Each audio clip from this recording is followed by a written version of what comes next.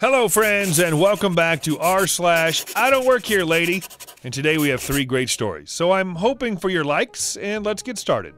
Our first story for today. These aren't my kids. My wife and I were visiting family. Their city has this winter sort of festival thing. It's cold, but they don't get heaps of snow. Everyone gets into their cold weather gear and goes out to grab some good hot food, watch some performances, and ice skate, etc. I was helping some family with a little home renovation, mostly the destruction part, and lost track of time. I get the "where the hell are you" call from my wife and subsequently hustle my butt over there unshowered and still wearing my contractor attire. So there I am waiting in line with a mildly hangry wife wearing an old black hoodie, a beanie, and my multi-pocketed builder's pants. The line's pretty long, but eventually splits off into maybe half a dozen separate lines to get a ticket and enter the grounds. We get to our ticket booth and ask for 2 adult tickets. The girl manning the booth sort of sighs at us and takes my card, runs it, and says, 2 adults and 3 kids. Wife and I look at each other. It's pretty loud with all the people, but she definitely said 3 kids, right? So I correct her and said, no, just the 2 adults, please. The ticket lady looks like she's, well, and truly over this festival and its patrons and tells me, look, guy, a family pass is only $2 extra, and the kids have to be counted for fire safety. My generally happy demeanor's starting to slip. I said, 2 adults, please. We don't have any kids. The ticket lady leaned out of the booth, pointed me down, and says in her best teenage sass, well, what are those? I follow her finger and F me if there aren't 3 kids right next to me. The kids are maybe 8, 5, and 3. I'm bad with kids' ages, but I have relatives with kids about that age, and it seemed right. The biggest one has a hand gripping my knee pocket on my pants. He's holding another little boy's hand, or littler boy is holding the hand of the little girl. I'm just sort of staring at these little people. Ticket lady is smugly triumphant, and it's up to my wife to save the day. Yeah, these aren't our kids. I have no idea where they came from. The ticket lady looked skeptical. Fair enough, we have these kids. Kids don't just randomly appear, except apparently when they do, until the oldest kid looks up, sees a total stranger, and starts to cry. Doesn't let go of my pocket, though. Yeah, these aren't our kids. The ticket lady's looking less sure of herself. I'm confused how my leg has sprouted 3 human beings and I didn't even notice. It's up to my wife to point out the obvious. Where are these kids' parents? Now we're all frantically looking around for some parents, but not seeing anybody. Ticket lady gets on the radio, security guy comes up, leads us away to Lost and Found. We sort of have to go with them because the kid has a death grip on my pocket and refuses to let go. The 2 youngest ones seem largely oblivious to the whole thing. So there we are, parked and Lost and Found. They're nice people and sort us out and give us some hot drinks and cookies. They're gently asking the oldest kid if he knows his mom and dad's phone number. He doesn't. And he isn't keen on giving out their names to strangers.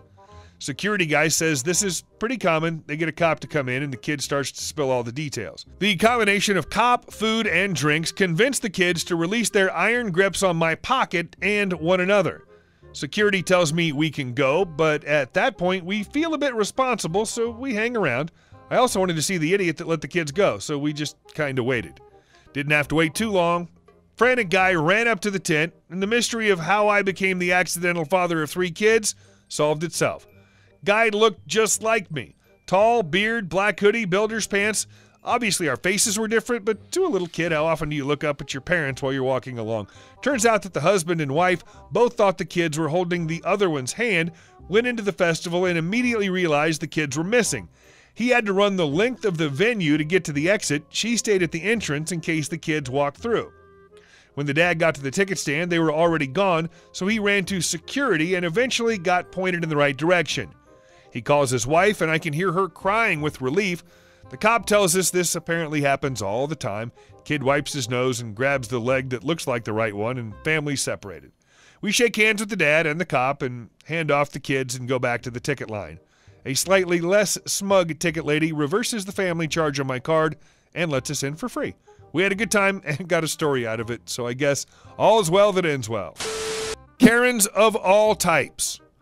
Okay, so this one is going to be a little different than what most of you are used to. I work on the West Coast running my own business as a cybersecurity consultant.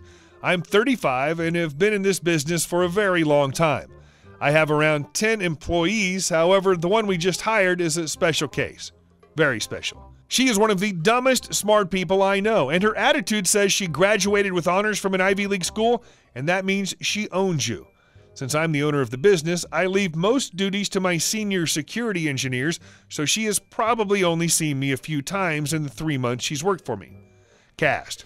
K is Karen. Me is yours truly. MF is manager friend.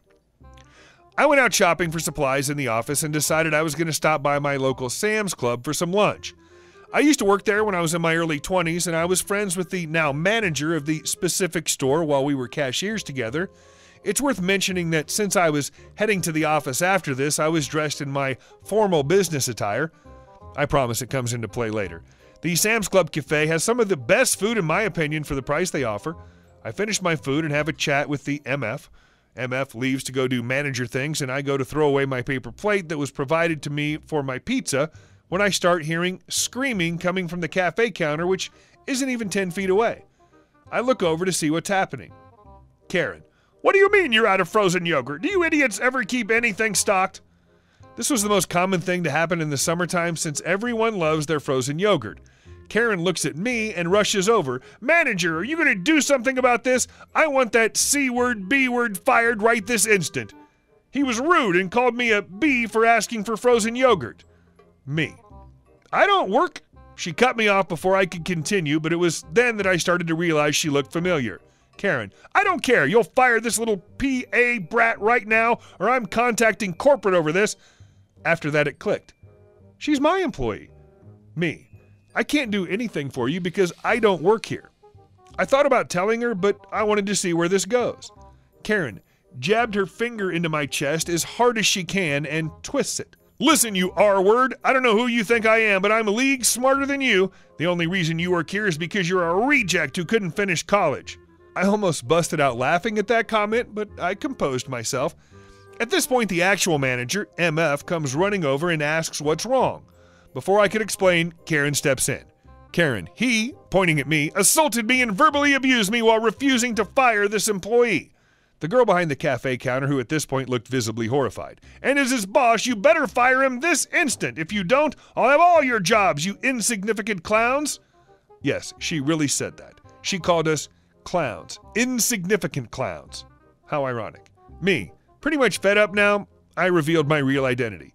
Karen, I'm insert name here, the owner of insert company name here for the consultancy you work for. We just hired you a couple of months ago, right? I show her my badge with title, name, and picture on it. Her face turned whiter than snow. MF, I saw her jabbing her finger at you. The cops are already on their way. I didn't think it was possible, but her face turned even whiter than it was before. She looked like she was about to hurl. Anyway, the cops show up, look at security footage, and without even asking me anything, they cuff her and take her away. They talk to me and ask me if I wanted to press charges, and I say yes.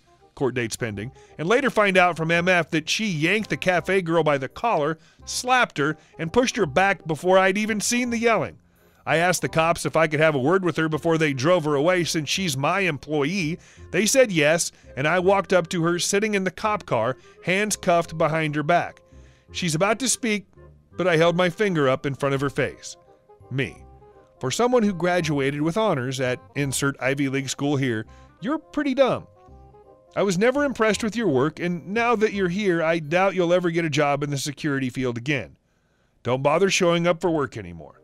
I had to add that last part because I knew she'd be out on bail. Her husband's pretty wealthy.